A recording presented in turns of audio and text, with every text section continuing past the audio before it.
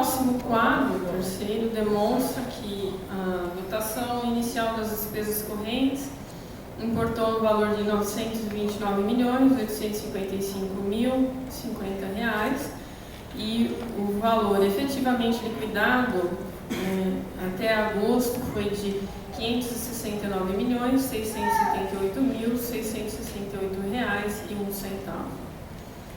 A dotação inicial das despesas de capital importou em R$ 57.848.050 e o valor efetivamente liquidado até agosto foi de R$ 12.597.838,04. O próximo quadro, ele demonstra a arrecadação consolidada.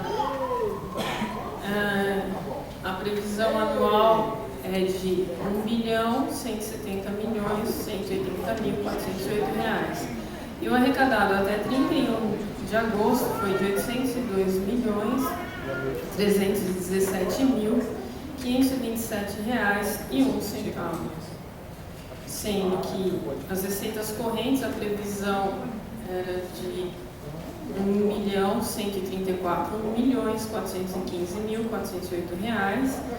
O efetivamente realizado foi de R$ 800.598.526,45.